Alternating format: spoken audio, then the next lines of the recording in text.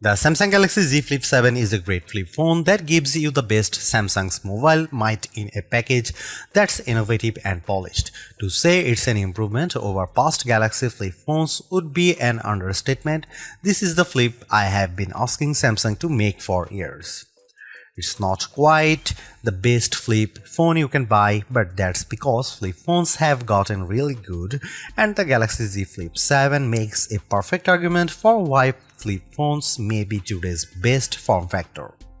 Think about it, what's better than a flip foldable? The Galaxy Z Flip 7 has a huge screen, the same 6.9 inches as the mighty Galaxy S25 Ultra, but it's smaller and lighter in every way, even before you fold it in half. And instead of the Ultra's questionable S Pen, the Flip 7 gives you a whole second screen to use. On top of that, it costs $200 less than an Ultra. Flip phones just make too much sense, so what's stopping them from being more popular? First, there is the durability question. The 7th generation of Samsung's flip phones still can't keep dust out, though it can handle being dunked in water thanks to its IP48 rating. Second, there are sacrifices required to make a folding phone, and the cameras are a downgrade from other Galaxy phones. This year's Galaxy Z Fold 7 got a 200 main megapixel camera, but the Flip 7 keeps its 50 megapixel cameras on the back. There is no zoom, only wide and ultra wide. A 200 megapixel sensor would have elevated the disappointment of not having a 3x telephoto lens or better. Finally, the battery takes a hit with the Galaxy Z Flip 7, maybe too big of a hit. The Galaxy Z Flip 7 doesn't last long enough. I think this is more of a Samsung problem than a flip phone problem, because the Moto Razr Ultra offers great battery life, though it is marginally thicker and heavier than the Galaxy Z Flip 7. It's impossible to avoid comparing the Flip 7 to the Motorola Razr Ultra, which is the biggest competitor. Samsung should be thrashing the Razr, but Motorola has been consistently eating Samsung's lunch in the flip phone cafe. With the Flip 7, Samsung finally catches up to the Motorola on the cover display. Its cover display doesn't just fill the front of the phone, it features the thinnest bezels Samsung has ever used on a Galaxy phone screen. The Flip 7 can also, albeit with some difficulty, use every app on the cover display. You can navigate with all Trails maps, watch some TikTok, and play Vampire Survivors without opening the phone.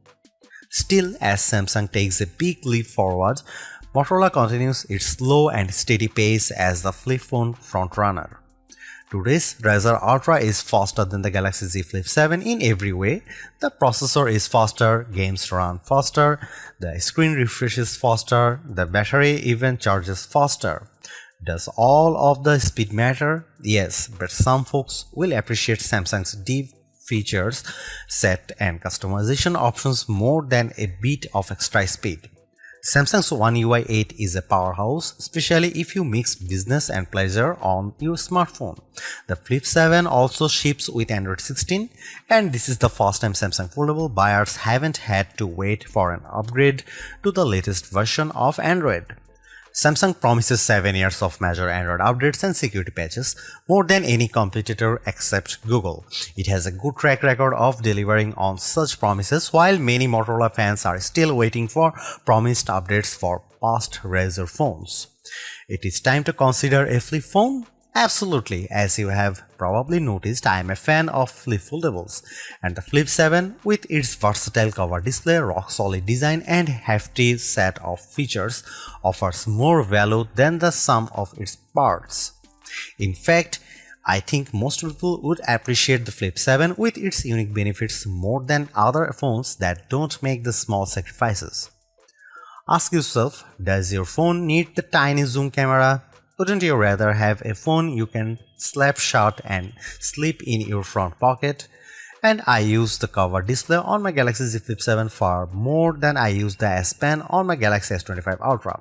I am rooting for flip phones, and the Galaxy Z Flip 7 is an exceptional flip for serious smartphone users.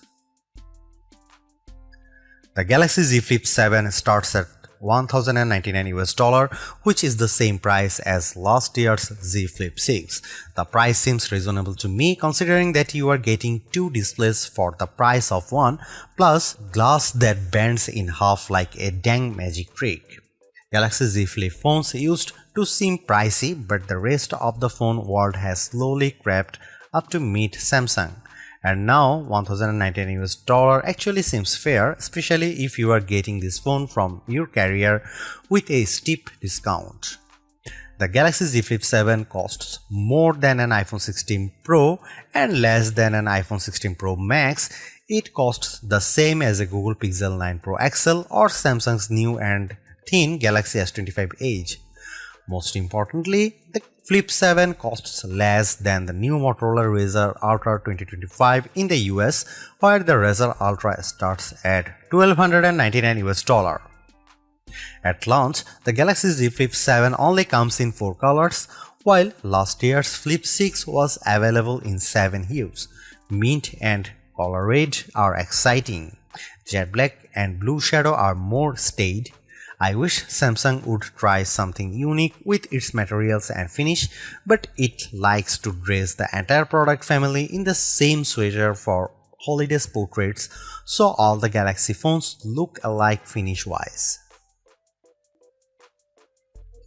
While Samsung admitted that the Galaxy Z Flip 7 would use its own Exynos 2500 processor instead of the Snapdragon 8 Elite for Galaxy found in every other flagship Galaxy phone this year, it was like a record scratch moment from a comedy show. Rumors suggest this would have been the CPU inside every Galaxy S25 phone, but Samsung changed its plan late in the game on those phones. Instead, this new Samsung chip debuted in the Galaxy Z Flip 7. The display is bigger this year, up to 6.9 inches for the internal display from 6.7 inches last year, and the phone is 4mm wider to accommodate this. Otherwise, the specs are mostly unchanged from the Flip 6, 12GB of RAM, a 50MP wide camera, and a 12MP ultra-wide, Wi-Fi 7, Gorilla Glass Victus 2 on the back cover. The battery is larger this year, but maybe not as big as it needs to be.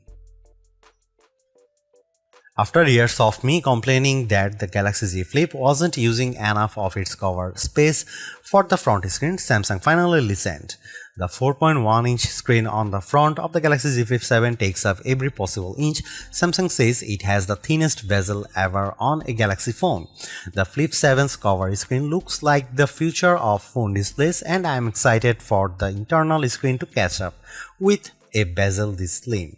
Otherwise, the phone is a standard 2025 Galaxy model. It has flat sides with the power and volume buttons on the right. The power key acts as an effective fingerprint scanner, though it's more recessed than the power button on other Galaxy phones, and it was hard to find in the dark.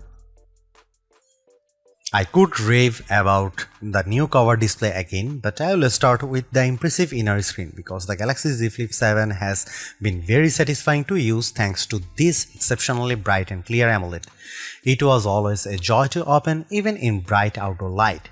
Don't worry about the crease on the inner screen, it's completely invisible when you are using the phone, and it never bothered my fingers when I was swiping across the screen.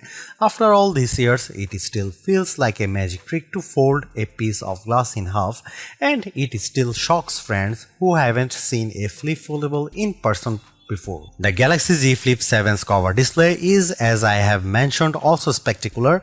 The ultra-thin bezels make it seem to disappear, and you get plenty of room to work with apps and widgets on the 4.1-inch space. It's a great improvement to the Flip phone, and one I have been impatiently waiting to see. If you want a smartphone you can tweak and customize to your heart's content, get a Samsung phone. If you prefer something simpler, you can still grit your teeth and ignore most of the settings, the pop-up features, and the extra steps required to make things work.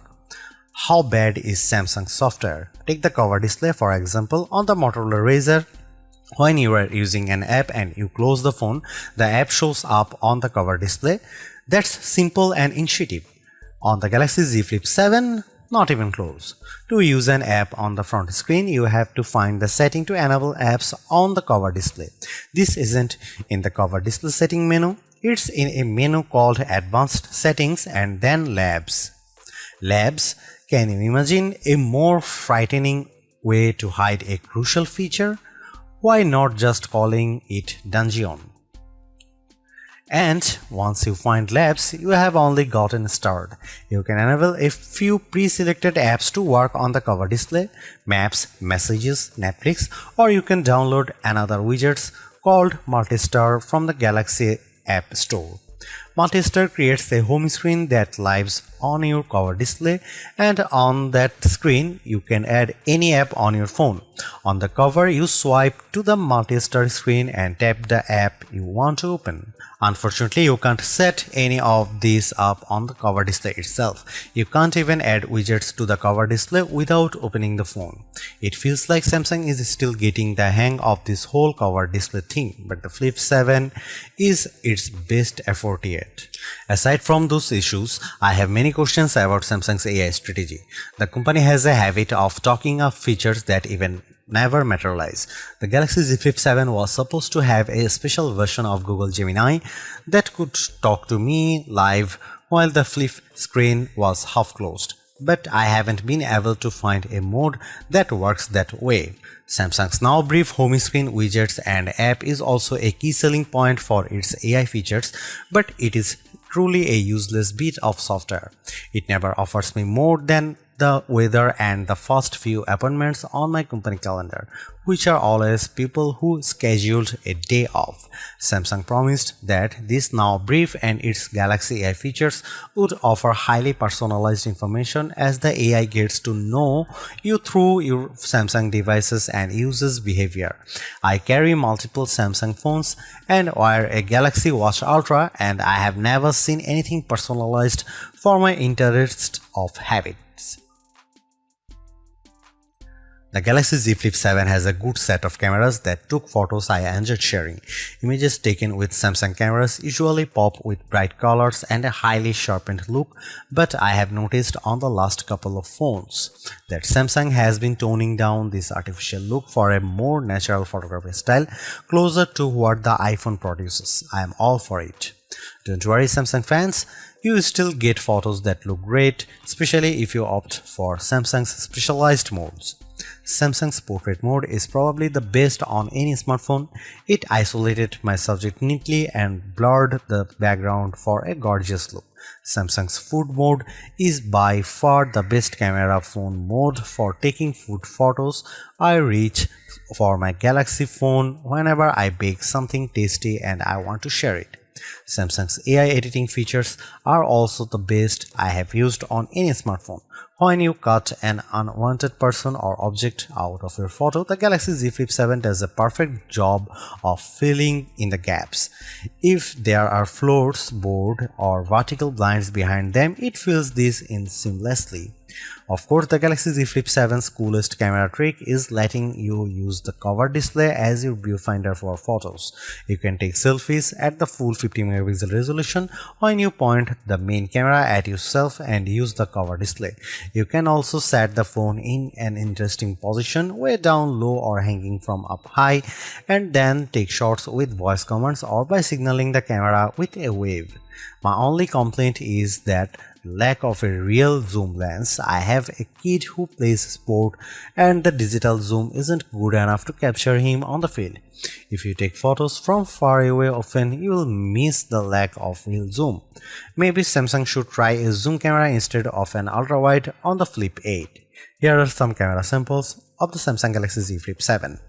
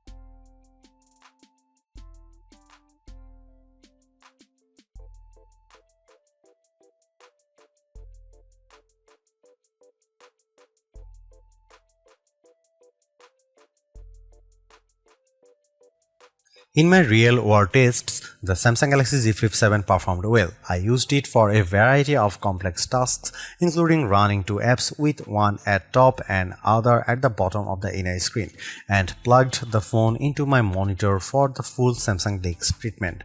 I like Samsung DeX because I have all of my work accounts for email, Slack and Google Drive on my phone, so when I use my phone I don't need to log in again as I do when I use my laptop. I just plug my phone into my USB-C laptop dock and get a little bit of work done, then unplug and go. Samsung Z Flip 7 was great at this, and I'm happy to see DeX on the Flip 7 after missing it on last year's Flip 6. That said, in benchmark tests, it's clear that the Samsung Exynos 2500 lags behind the Qualcomm Snapdragon 8 Elite, and it's a shame that the Flip 7 and Galaxy Z Fold 7 run on different platforms. In our lab tests, the Exynos 2500 did not beat the Galaxy S25's Snapdragon 8 Elite for Galaxy platform in a single test. Not processor speed, graphics performance, web browsing, AI and machine learning tests, nor any other benchmark we run. In every way, the Exynos 2500 is inferior to the Snapdragon 8 Elite. Worst of all may be the chip's power consumption, which I'll get into the next section. Samsung isn't doing itself any favors by ditching one of the best mobile platforms I have ever used, the Snapdragon 8 Elite, and I hope it doesn't ever make the same mistake again. In the end, while not absolutely perfect, the Galaxy Z Flip 7 represents a major step forward for Samsung's pocket-sized foldable series. The compromises are smaller to the point where they are easy to ignore. It's a great all-rounder, has a much better covered screen, better camera performance, and an internal screen that's not too narrow. I really like it. You could argue that Motorola Razr 60 Ultra makes better use of the cover screen, and I'd agree with that assessment, but with the build quality, display quality, software optimizations and improved cameras, the Galaxy Z Flip 7 is much closer to competing with Motorola's Super Clamshell. And in some ways, it's actually better. This is a wonderful phone and one that's a joy to use.